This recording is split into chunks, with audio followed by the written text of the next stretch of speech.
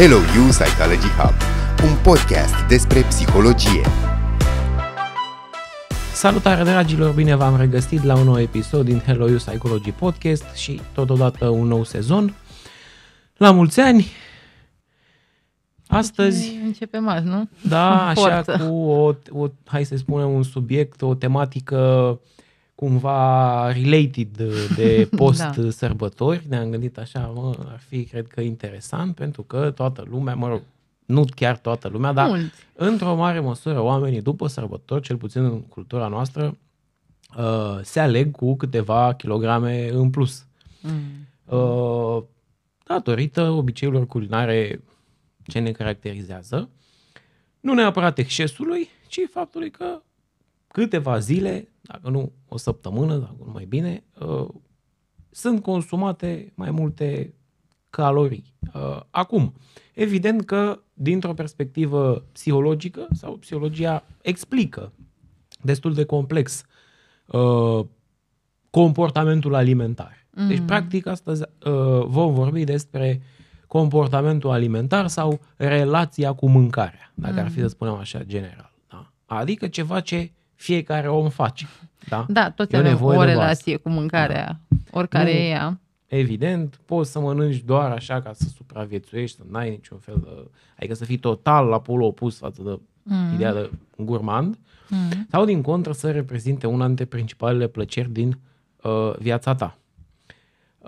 Evident că nicio extremă nu e bună. Da? Acum o să vorbim despre lucrurile astea, însă ce e important să spunem este că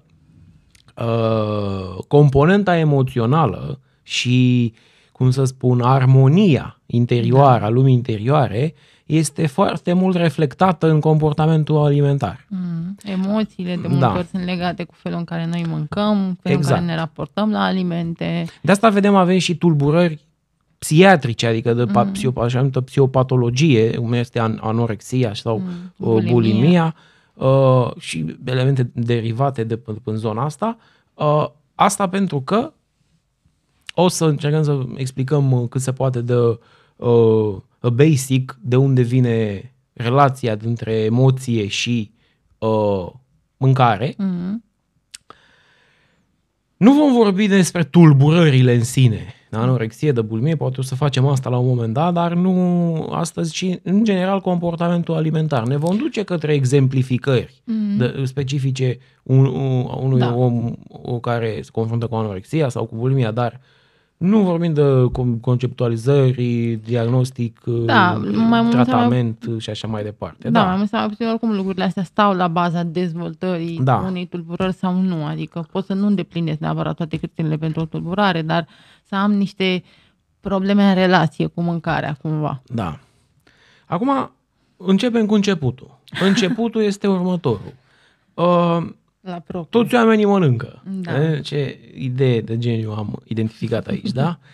Adică este o nevoie universală, o nevoie de subzistență, fiziologică, spunem. Și a zice că mai degrabă, pe lângă că toți oamenii mănâncă, și cu asta practic începem.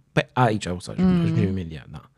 Adică toți oamenii mănâncă, dacă nu mâncăm, nu avem suficiente substanțe nutritive, organismul nu se poate întreține. Acum, pe lângă faptul că reprezintă o funcție necesară omului pentru a supraviețui, mâncatul nu se oprește doar la, sau nu reflectă doar funcția de hrană. E asociat și cu o stare de satisfacție, de plăcere. Că de asta spunem, care-i felul tău preferat de mâncare? Sau ce nu-ți place să mănânci? Deci vedem, oamenii dezvoltă o valență afectivă față de alimente, preferințe, etc. Acum, emoția care stă la baza sau emoțiile implicate în comportamentul alimentar apar încă din prima zi de viață. Când nu sunt eu cel puțin, dar nici tu, mega specialiști în psihologia nou-născutului sau sugarului, dar cu lucrurile pe care le știm noi în generale din profesia noastră, probabil că este instinctul cel mai, sau hai să spunem, skill-ul cel mai proeminent la naștere, cel de sub. Adică e cam printre puținele lucruri pe care copilul știe să le facă. Adică e o built-in function. Exact. Nu învață. Nu învață cineva să sugă. Îl pune mama la sân sau la biberon, că nu e rănit. Sau atunci când e nevoie să fie învățat, oricum există o evident, el e doar împins de la spate, dar chiar și atunci e împins de la spate. El știe că eventual nu e suficient de energic sau nu e suficient de... Asta spune, există niște lucruri medicale acolo.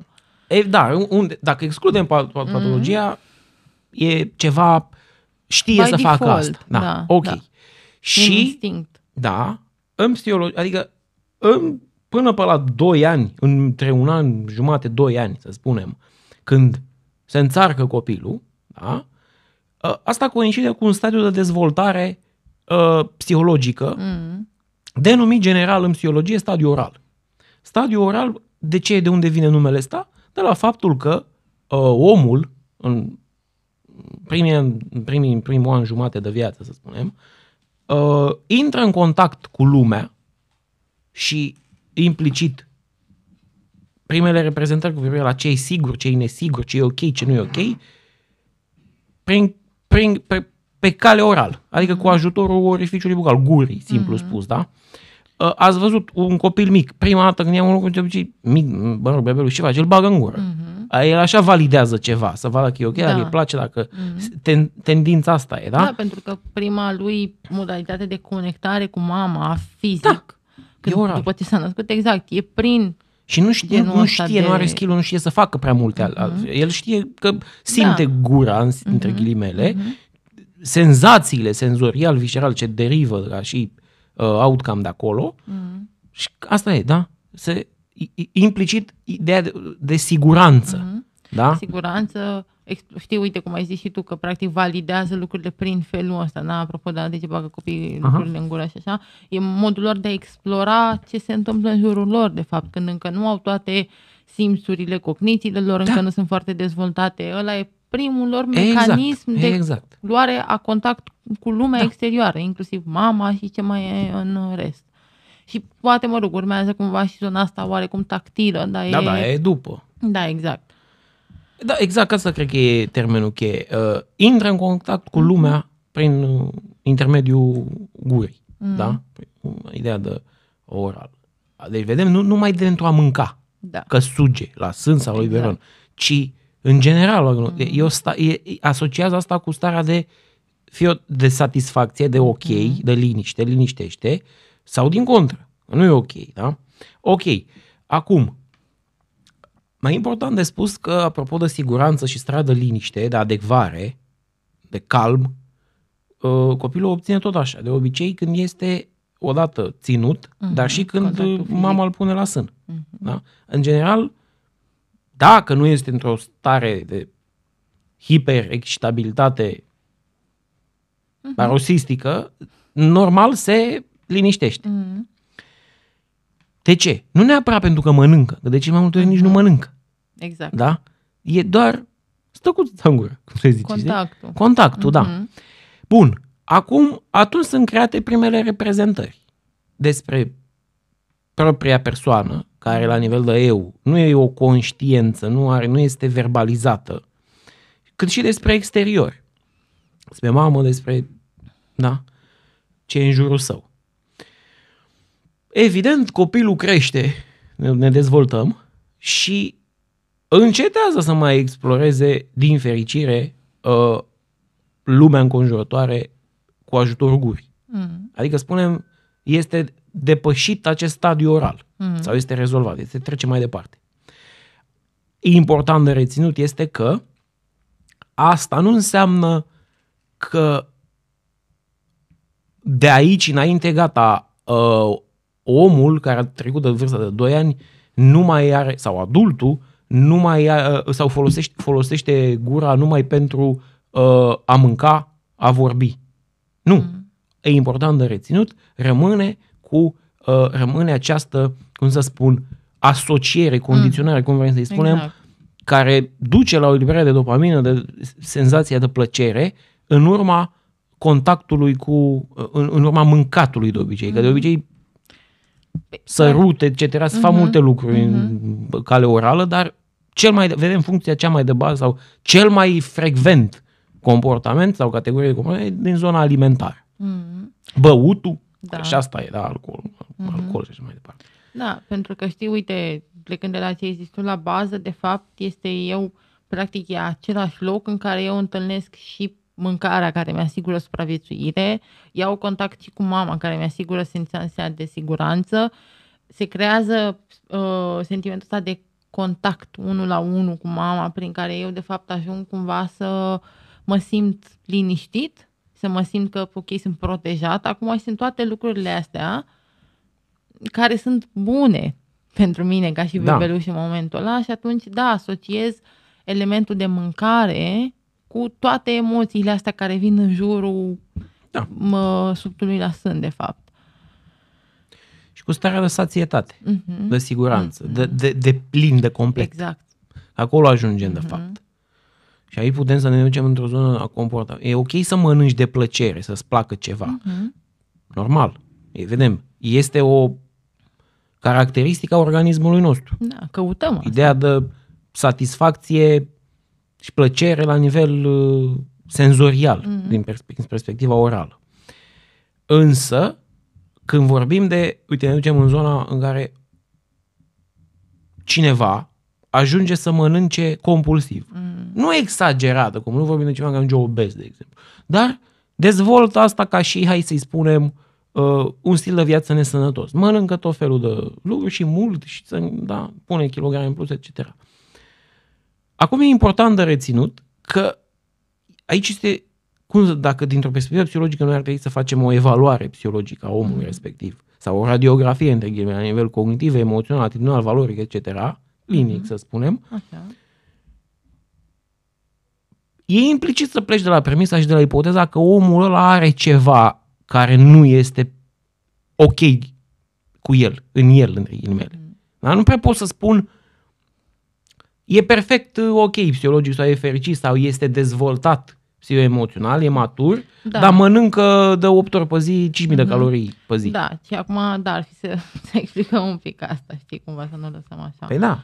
Că practic poate să ne spună asta nu neapărat că greutatea în sine îmi spune ceva. Nu, adică cred că aș vrea să fiu clar, știi că este o consecință faptul că se depune un surplus de energie. Că nu kilogramele în sine ne arată nouă o problemă, ci nouă ne arată faptul kilogramele sunt o consecință care noi știm că pleacă de cele mai multe ori. Bun, poți să fii supraponderal sau obez dintr-o varietate de motive. Da, exact. Dar ne punem întrebarea asta pentru că există posibilitatea ca eu să știu despre tine sau să aflu despre tine că există chestia asta de mâncat compulsiv. Și atunci când ajung să mănânc compulsiv, uite, de 8 ori pe zi, cum spui tu, și aceste 8 ori pe zi să fie mese mari, copioase, da? Adică că de asta e ideea cu mâncatul compulsiv, este mănânc fără să simt că mai am control asupra cât mănânc. Exact. Și să trec peste limita aia. De obicei, dacă mi-ascult corpul, o să simt la un moment dat că stomacul e plin și că e ok, indiferent dacă am mâncat sau nu tot din farfurie, cumva eu mă simt în regulă, eu sunt reglat, eu sunt plin, știi, apropo de asta. Și atunci, apropo de, uite, părinții care își obligă copiii să mănânce pentru că lor li se pare că nu mănâncă suficient, dar copiii spun că lor nu le este foame. Și atunci eu ajung să mă întreb de unde s-a dezvoltat compulsia asta, de unde comportamentul ăsta automat deja, prin care tu simți nevoia să mănânci, adică practic să te reglezi prin mâncare. Da. Că de cele mai multe ori cam la asta ajungem.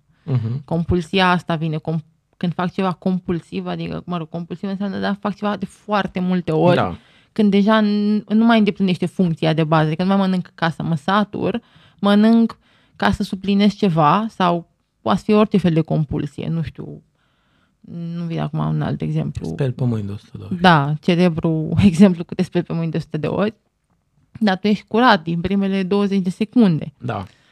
Și atunci când fac ca peste funcția comportamentului, înseamnă că încerc să fac ceva acolo din prea mult, încerc să acopăr ceva cu excesul ăsta pe care îl tot aduc. În cazul ăsta, cum vorbim noi, e de mâncare. Și aici, uite, da, putem să intrăm un pic, știi, pe partea asta de emoții și reglare și în primul rând este comportamentul ăsta de autoreglare, plecând de la ce ai zis tu, de bebeluș care plânge și e neliniștit, dar mama îl pune la sân și el se liniștește pentru că acolo a găsit siguranța și practic el asociază cu ok, momentul ăsta în care eu mănânc.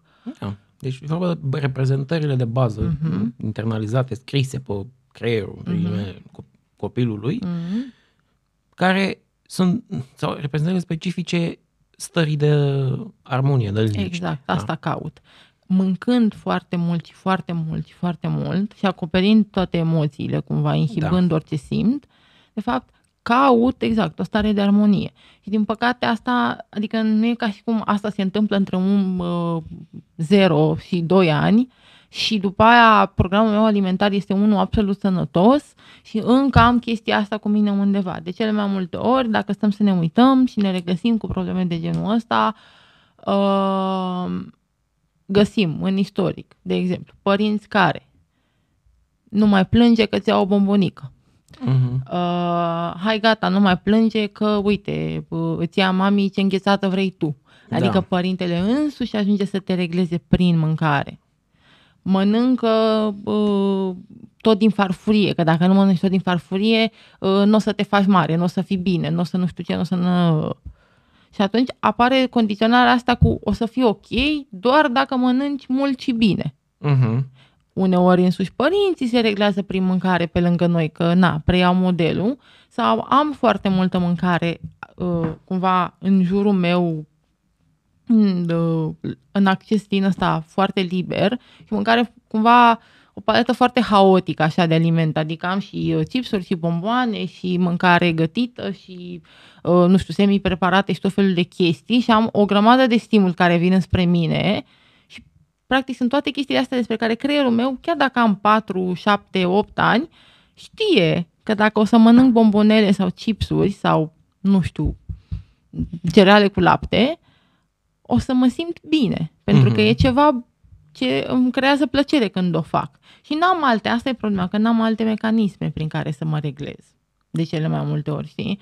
Adică mama nu e acolo, tata poate nici el nu e disponibil, nu știu alte mecanisme, că am la naiba 7 ani și atunci ce rămâne? Rămâne să mă joc, dar parcă nici asta nu mă ajută pentru că mă joc tot singur și atunci mâncarea e singura care e acolo și îmi creează o oarecare plăcere pe moment. Problema cu alimentele este că asta creează plăcere pe moment.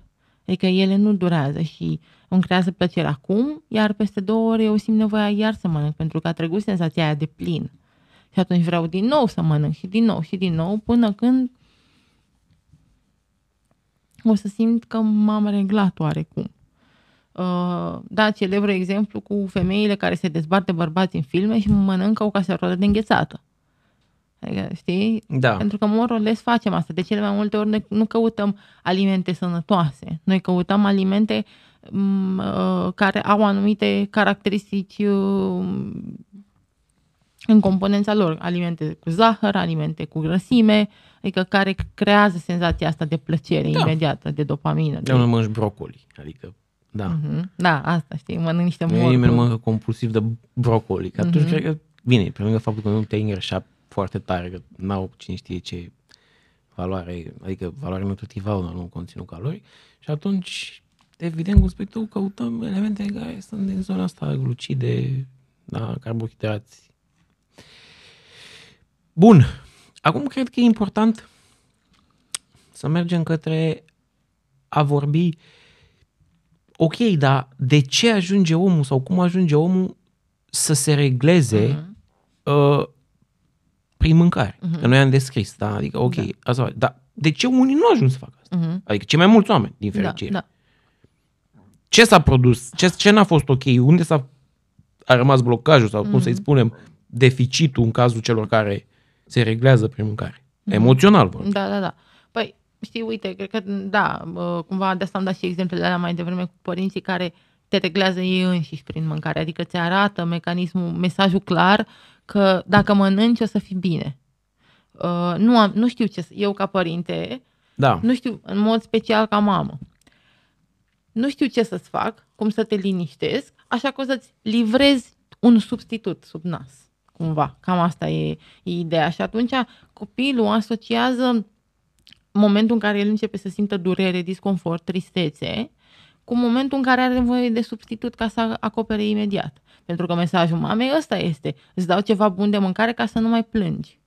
Da? Celebrele exemple pe care probabil mulți dintre noi le-am trăit cu: hai gata, nu mai plânge, nu mai fi trist, că îți face mami ceva bun de mâncare. Și apoi mami se duce și îți face o prăjiturică bună sau îți aduce ceva ce ție-ți place foarte tare, ce nu-ți dă în mod normal. Și atunci îți creează un mesaj foarte clar că, uite, asta este o metodă prin care tu poți să faci față la problemele tale și tristețea va dispărea dacă vei mânca ceva bun. Și practic e un soi de mecanism prin care anesteziez ce simt cumva. E cam... Da, de ce o faci așa, știi? Adică eu aș adăuga aici faptul că ajungem iar la ideea de stadiu oral, de istoric de viață de dezvoltare. Omul normal, dacă îi se oferă, între ghilimele, nutrienții... Oameni normali suntem toți.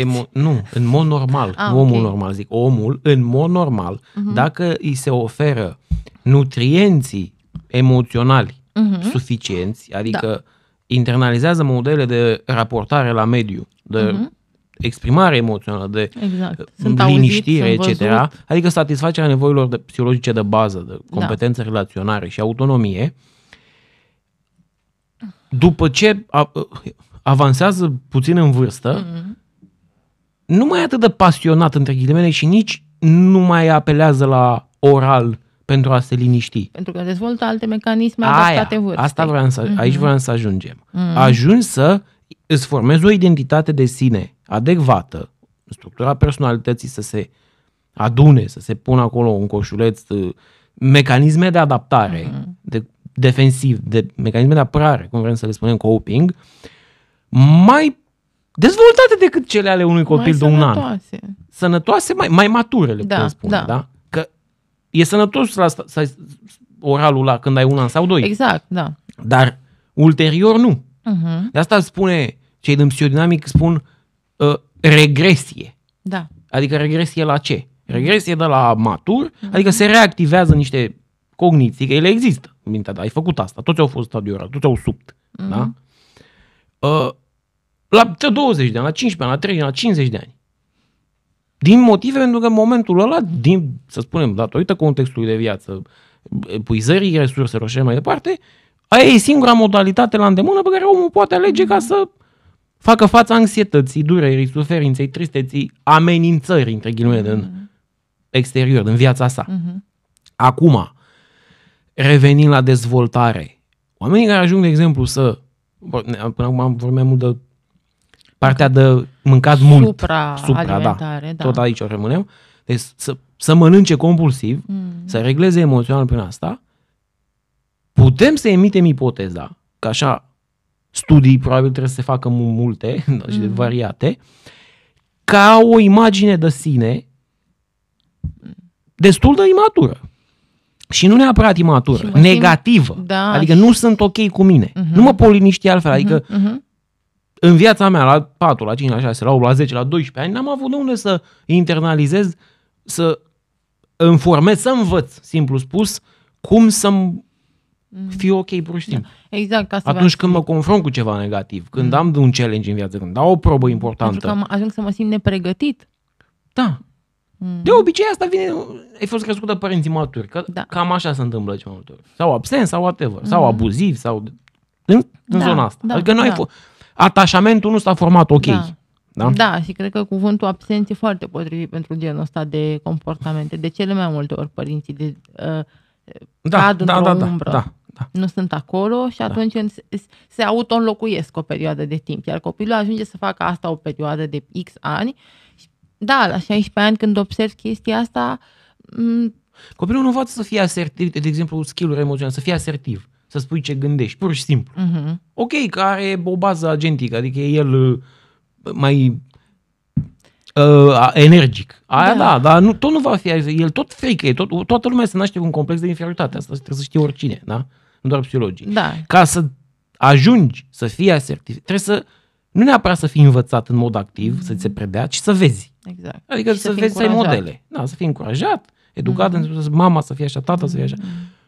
Și tu să ai curaj, să ți se transmită că dacă spun ceea ce simt sau gândesc sau totul e ok, nu dai nimeni în capul, nu pățezi nimic, nu? Da? Bun. Și învăț skill-uri mai mature. Nu o să mai stau tot timpul cu ceva în gură sau să-mi vină să mănânc sau că altfel simt că mă ia panica sau mă ia frica sau mă ia anxietatea. Da. Sau pur și simplu simt un disconfort, simt un gol. Că de cele mai multe ori oamenii asta aia e. Nu neapărat cea, dar eu nu sunt anxios. Poate să uită cineva și să gândește. Nu trebuie să fii anxios sau nu simți că nu ești bine, între ghilimele, adică nu te simți împlinit, liniștit, starea de... Și dacă mănânc ceva, parcă mă împlinesc atunci pe moment. Da? Ăla care nu mănâncă compulsiv, reușește, sau de-a lungul vieții a interiorizat ceva ce implicit nu mai folosește, adică nu depune efort să facă asta, pur și simplu, simte starea de liniște și de efort pe care prăjitura eu dă celui care mănâncă compulsiv, fără să mănânce compulsiv. Este atât de simplu. Da, știi, și uite, mă gândeam la ce ziceai tu mai devreme, că legat de părinți și de dinamica asta, cumva a aștepta din partea copiilor, cumva o văd des, cumva așteptarea din partea copiilor să vină copiii înspre ei. Nu e o chestie firească. Ca acest copil, indiferent, care 14, 4 sau 10 ani, să vină el înspre tine. Adică, da, uneori, și culmea este că ajung copiii în lipsă de resurse la un moment dat să ceară asta părinților, să spună, mama, nu sunt ok, sau mama, da, plâng. Sunt copii care bine, da, astea sunt sigur niște cazuri acutizate, dar sunt copii care plâng și plângând spun, da, te rog, ia-mi o bomboană. Da, și aici nu mă refer la copilul care vede în vitrină o bombonică și... Da, ca un moft. Exact, dar adică el suferă din motivul A, iar el singur cere asta, ca și mecanism de autoreglare, pentru că el a renunțat, ăsta e mesajul. Eu ca și copil am renunțat să-ți mai cer ție. Când copilul vine nervos acasă, de la școală, și aruncă ghiozdanul, te miri pe unde, și primul lucru pe care îl face este să deschidă frigiderul și să mănânce ceva, ăla este un mecanism prin care eu pot să văd clar în copilul respectiv că el nici măcar nu mai trece prin sistemul lui de strategii să recurgă la a vorbi cu părintele sau a apela la o altă persoană. Și el știe foarte simplu. Mecanismul lui e, m-am enervat, trebuie să fac ceva ca să mă liniștesc. Ce? Da? Și atunci să ai așteptarea ca el să vină în momentul ăla spre tine nu este mai degrabă invers. Oricât de furios ar fi, da, stai la o distanță considerabilă cumva de copil, astfel încât să nu pari intruziv, dar să-ți manifesti disponibilitate. Hei, eu sunt aici, putem să vorbim, văd că e supărat, ce s-a întâmplat cu tine. Și fac asta în fiecare zi dacă este nevoie. Știi, și uite, cumva, da, noi am tot vorbit despre cum alimentele ajung să pună ceva în gol, adică eu mă simt gol pe dinăuntru și mănânc și asta mă face să mă simt mai liniștit. De asemenea, există și mecanismul prin care să mă curăț. Da. Nu? Da, cumva. Asta, adică te duci spre zona de evitare a mâncatului, nu? Da. Asta e de fapt. Să mă curăț, să murdar, să te plin de murdărie, nu să vede pe mine. Da, imaginea dacă nu mănânc, arunc gunoiul afară. Și imaginea de sine este una din primul punct cumva, este una, eu nu merit să primesc ceva bun. Știi, am tot vorbit până acum despre cum iubirea și afecțiunea pentru copil la bază este asociată cu mâncarea și cu relația cu mâncarea și modul în care părintele îi arată relația asta cu mâncarea, adică în mod ideal ar trebui să le prezentăm copiilor mâncatul ca pe ceva pozitiv cumva, nici măcar nu o chestie forțată, trebuie obligăm, să... Da, exact. Tot, da. Mănâncă tot din farfurie, dacă n-ai mâncat tot e o dramă, alerg cu lingurița după el prin casă sau și mai rău, îi retrag mâncarea. Da? Adică dacă nu ești cu minte, nu-ți mai dau nu știu ce de mâncare sau nu-ți mai fac nu știu ce de mâncare. Mâncatul și lucrurile astea tu le folosești în momentul ăla ca și adult în relație cu copilul ca o strategie prin care mai mult sau mai puțin îl cam manipulezi sau încerci îl condiționezi, aș spune mai degrabă, îl condiționezi să facă ceva prin a-i lua ceva ce tu practic îi dăruiai în momentul ăla. Și atunci el se simte respins într-o formă. Eu nu merit să-mi facă maica mea, nu știu, orez cu lapte, pentru că n-am fost cu minte. Adică dacă nu sunt așa cum ar trebui, în ghilimele, eu nu merit să mănânc. Adică să stau un pic cu mesajul ăsta, nu merit să mănânc pentru că nu sunt așa cum trebuie. Da? Și asta se dezvoltă foarte devreme mesajul ăsta. Adică de asta ne și confruntăm cu mulți adolescenți care trec prin chestiile astea. Și atunci apare mecanismul de respingere a mâncării. Nu mănânc, nu merit, sunt o persoană rea și o să fiu bine, doar o să fiu bun de apreciat, o să merit să fiu iubit sau o sper că se va întâmpla chestia asta, abia în momentul în care voi fi cum trebuie. Și acest cum trebuie, plastifiat și așa mai departe, voi fi slab, dacă, nu știu, am fost încep să caut defecte la mine, de fapt. Și atunci, și aspectul ăsta fizic e o modalitate prin care... Da, și e important să spunem că în anorexia, adică în evitarea mâncării, ce mai adesea se întâmplă să apară obișnuința asta sau să devină un comportament specific persoanei într-un mediu în care, sau într-o familie în care au existat presiuni mari pentru hai să spunem standarde înalte de performanță, competiție, da? Și atunci copilul e învățat că nu poate să fie de 9,99, să fie de 10. Adică e idealul, perfectul. Da. Și dacă nu sunt de 10 și de 9,99, atunci merit să mă pedepsesc. Da. Prin ce? Prin a nu mai mânca. Și se joacă și jocul ăsta social cu imaginea de sine, imaginea fizică perfectă. În cultura noastră contemporană e asociat, să spunem, un aspect mai ales în cazul persoanelor sex feminin, femeilor, un aspect mai atletic, mai subțire, cu frumusețea. Pentru asta n-a fost întotdeauna. A fost variat. Da, dacă ne uităm la perioade de aristocrație și mai departe, da. Și atunci, evident că tinerii merg către zona asta, fac ce se poate ca să mă îndrept către perfect, către ideea. Cum e? Pe slab, cu subțire, nu știu ce. Bun, dar să mergi spre... E ok dacă mănânci sănătos. După din cont, chiar sănătos, să faci sport, da? Da, extrema asta deja este un comportament de mutilare, de self-harm, da? Înfometare. Da. E ca și cum, gândiți-vă câți oameni mor de foame la propriu. N-au mâncare. Da? Dar aia mor de foame că ei nu au ce să mănânce. Și ăla stă, între ghilimele, cu frigiderul plin și nu mănâncă. Moare și el de foame. În păcate, da? Între ghilimele. Nu. Din fericire de rare ori să ajunge acolo. Sunt cazuri, da? Netratat, fără suport. Problemele de sănătate, de fapt, ca efect. Însă am făcut comparația pentru a se înțelege că este un comportament de mutilare. Adică te aduci într-o condiție care îți afectează, care îți pune în pericol supraviețuirea. E ca și cum ai fi în junglă singur și n-ai ce să mănânci. Asta trăiește psihicul tău real. Exact. Da, mintea asta simte. Sunt în junglă singur. Și tu accepti asta, că de fapt, vedem, este pedepsire. E un comportament autopunitiv ăsta. Exact.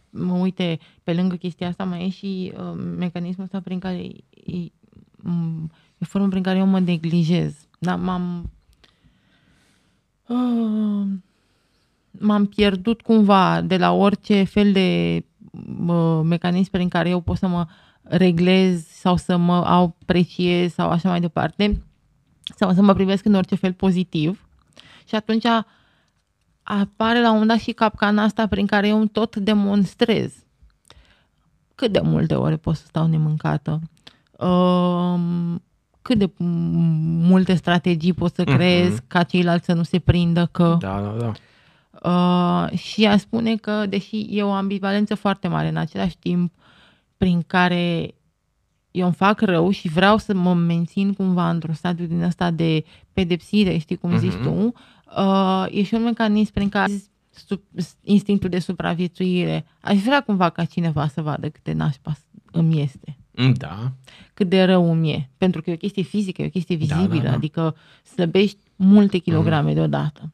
Și atunci e o dinamică prin care primesc și pozitiv și negativ în același timp, pentru că eu nu mă simt bine când îmi este foame și mănânc o dată pe zi și apare sentimentul odată cu am mâncat prea mult, sunt vinovat. Da. Și important aici de remarcat este de ce să mă simt vinovat că fac ceva ce fac toți oamenii. Ok, am mâncat mai mult, poate, ok, dar de unde vine vina? Apropo de reprezentarea perfectului, idealului. Că n-am voie să fac ceva care nu e perfect. Sau mai grav, care e greșit. Evident că asta e o iraționalitate. Da. Apropo de că oamenii se pot întreba, bine, domnule, ok, voi vorbiți aici, descrieți teorii, nu știu, ok, și ce fac? Eu sunt anori sau sunt buni sau mănânc de dimineața până seara.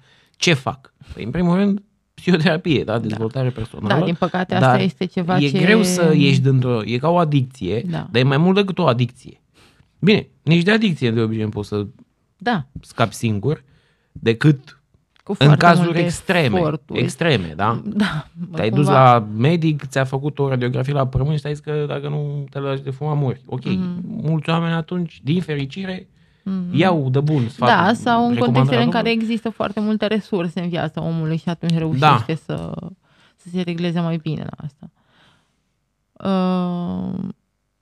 Am uitat. Da, asta voiam să spun. Că cumva mă simt vinovat și uite cum e asta, mă simt vinovat că îmi dau ceva de care am nevoie. Da, e ca și cum și de asta am tot leg de sentimentul de afecțiune, tot leg de iubire, de grijă, de fapt, că asta este ideea. Grija care, nu-mi dau grijă. Și mă simt vinovat că mi-am dat grijă în cazul ăsta, vorbim despre anorexie. Da, pentru că omul el n-a avut experiențe de tipul ăsta în viața lui. Exact. De-a lungul timpului, mai ales copilărie, când s-a format personalitatea. Nu știu ce înseamnă. Ideea de grijă, de conectare afectivă. Nu grijă că te sună maică-ta de 200 de ori când ești plecat la un concert cu prietenii tăi. Când vii acasă, aia nu e grijă, este îngrijorare. Grija înseamnă e matură, e altceva, da? Vreau să știu că ești bine, aia e grija, de fapt. Dar vreau să știu că ești bine, dar am și încredere cumva, dar sunt atent la unde ai nevoie de mine. Poate că n-ai nevoie de mine la 14 ani să mergi cu metrou. Dar în schimb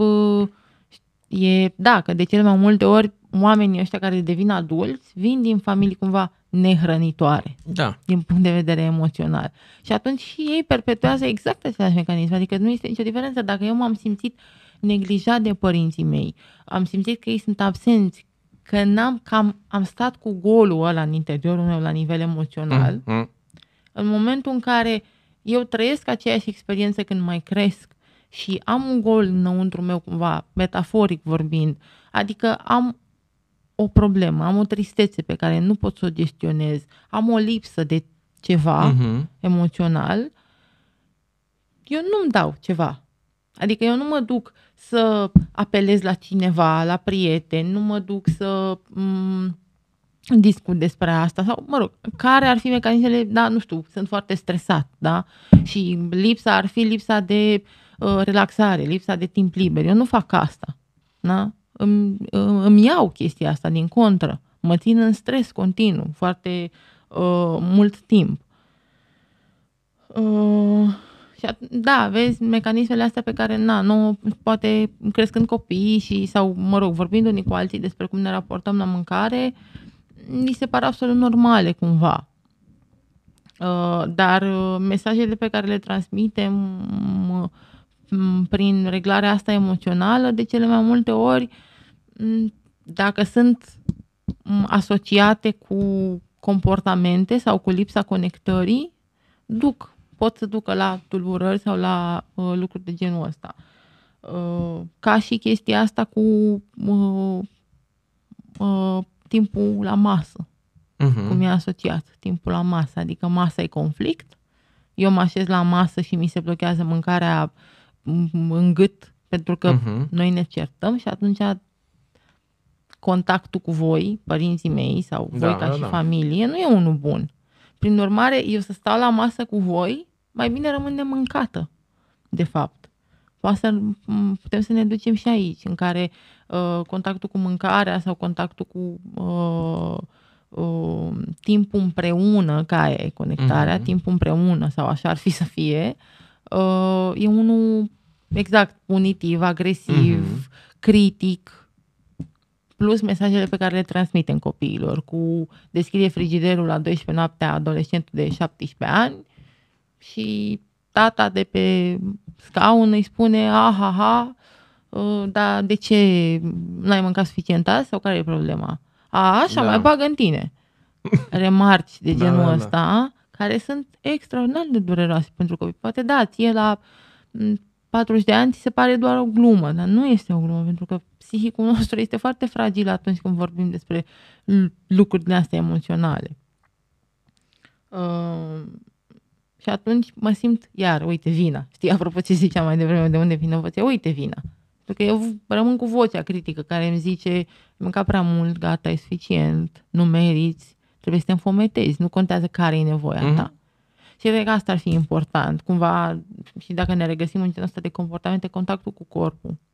Adică corpul de cele mai multe ori, dacă suntem atenți la el, ne comunică lucrurile astea. Sunt sătul. Adică e, senzația de satietate pe care cu toții o simțim. Sunt sătul, nu mai am nevoie de mâncare. Ar fi să-l ascult. Și dacă încă mai rămâne nevoia, impulsul ăsta de a mânca, ar fi să văd de fapt care e nevoia mea, ce se agită înăuntru meu în momentul. Dacă ceva se agită în tine atunci, ce se agită?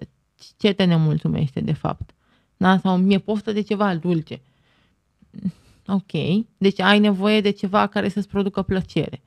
Ce se întâmplă? De unde vine nevoia asta?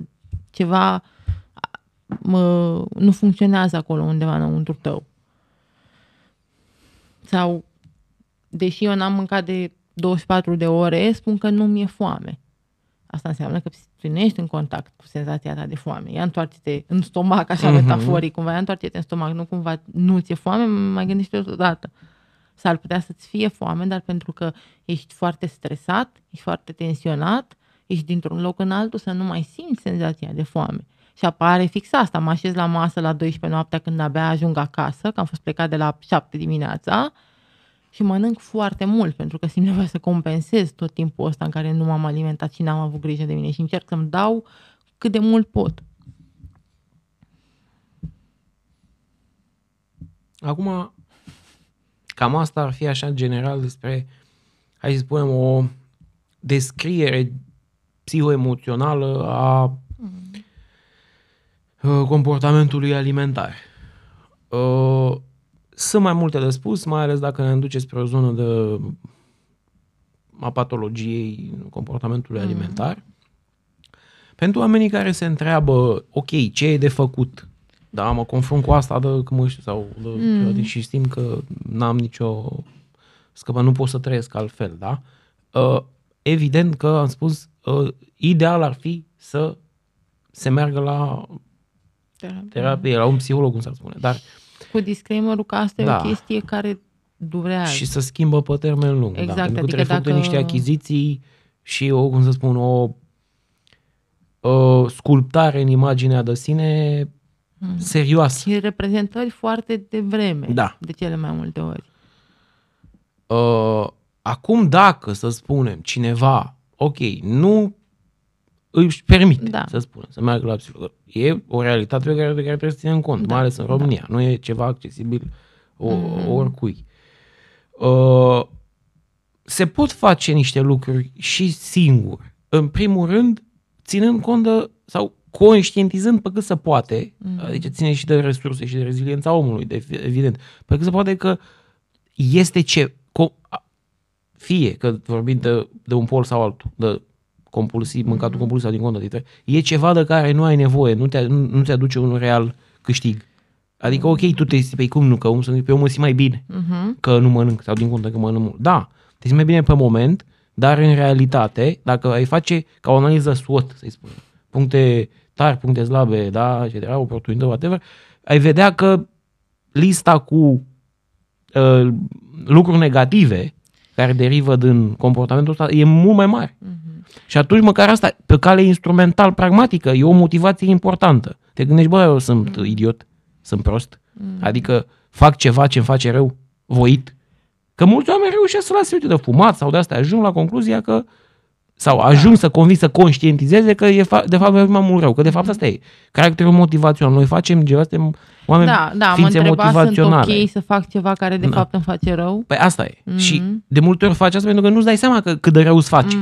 Asta e un punct de plecare, poate să fie un punct de plecare. Da. Un punct de plecare, nu înseamnă că gata, mâine mănânc sănătos. De cele mai multe ori în traseul ăsta către vindecarea comportamentelor de genul ăsta apar multe recădări oricum. Și e normal să apare un proces și atunci există perioade în care nu mă pot regla și un stres foarte, foarte, foarte mare și atunci mai pic în chestia asta după care mai ies. Dar e important orice progres cumva și cred că asta este de a, știi, voiam să mă leg de ce ai spus tu, știi, de a mă întreba, stai puțin, de ce fac asta, știi, adică a mă întreba și care de fapt e nevoia mea reală. Da, nevoia ta aparentă e să mănânci că ți-e poftă de nu știu ce. Da, exact. Dar nevoia ta reală s-ar putea să fie alta. De conectare, de afecțiune, de iubire, de apreciere. Bun. Cam atât. Mulțumim că vă uitați la noi. Mulțumim voi, spune Victoriei, pentru suport. Mai bine!